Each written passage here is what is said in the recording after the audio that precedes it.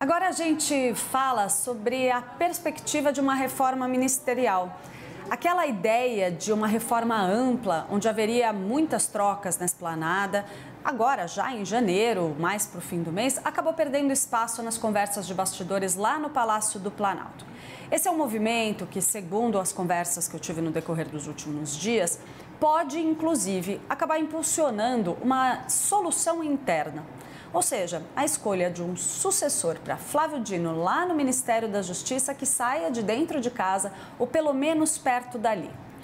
O que eu tenho conversado ali com vários ministros a respeito desse assunto é de que o presidente Lula, de fato, chegou a falar sobre a possibilidade de reforma lá atrás, falou sobre fazer uma avaliação dos seus ministros, fez muitas comparações retóricas ali de time de futebol, dizendo que é preciso ajustar um pouco o jogo enquanto ele está em andamento. E depois essa conversa esfriou, principalmente após o próprio presidente ter batido o martelo em duas decisões relacionadas a cargos importantes que impactam na esplanada. O primeiro deles, a presidência nacional do PT. Havia a expectativa de que Gleisi Hoffmann deixasse o comando nacional do partido para integrar o núcleo político do governo federal. Mas Lula acabou decidindo que Gleisi fica no comando do PT, pelo menos até depois das eleições municipais deste ano.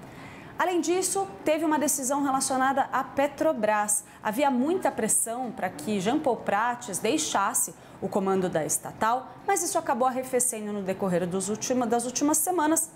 E agora fala-se em pouca possibilidade de troca. O substituto dele, que era cotado na época, que foi ali amplamente mencionado um pouco antes do fim do ano, era ninguém menos do que Rui Costa, que é ministro da Casa Civil. Logo se abriria aí, então, uma dança das cadeiras. Isso tudo além das possibilidades de trocas na esplanada que a gente já vem mencionando há algum tempo, como, por exemplo, Juscelino Filho nas comunicações, que já tem um histórico aí de algumas denúncias que anda azedando o presidente.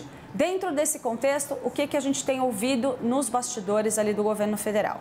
A tendência, neste momento, radiografia do momento, é de que o presidente Lula não faça nenhuma mudança ampla na esplanada dos ministérios, não faça essa dança das cadeiras, pelo menos não em janeiro.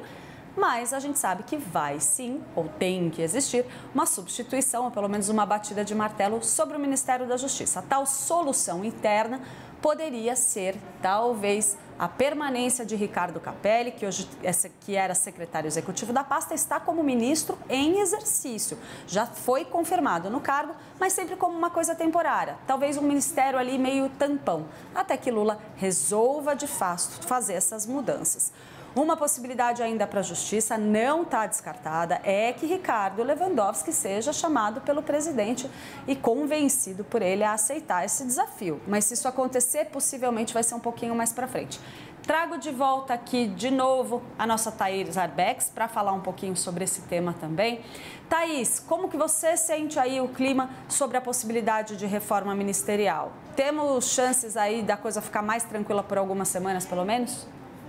Larissa, não consigo ver agora uma ideia do presidente Luiz Inácio Lula da Silva de fazer essa mudança imediatamente. Mas a gente tem que lembrar que em março talvez ele seja obrigado a fazer por conta da proximidade com as eleições.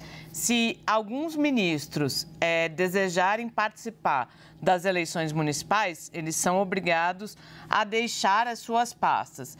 É claro que a gente tem uma esplanada que não tem muitos nomes candidatos a prefeitos, mas algumas pessoas apontavam a ministra Luciana Santos, de Ciência e Tecnologia, por exemplo, como uma possível candidata. Então, talvez mais perto de março, quando muito possivelmente algumas pessoas possam sair dos seus cargos, o presidente Luiz Inácio Lula da Silva aproveite para já fazer esse redesenho que ele vem pensando e que é, de certa forma, até tradicional.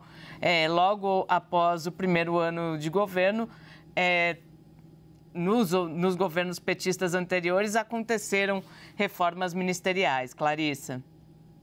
A Thaís traz essa informação, uma coisa que a gente ouve com bastante frequência ali no entorno do presidente Lula é de fato de que ele acostumou-se ali, pelo menos nos seus primeiros mandatos, a fazer mesmo uma troca ali, um rearranjo da equipe ministerial após o primeiro ano de governo. Se vai ser agora lá para abril ou quem sabe até mesmo junho, julho, indefinido. Agora é esperar para ver como o presidente vai se mexer. Obrigada, Thaís.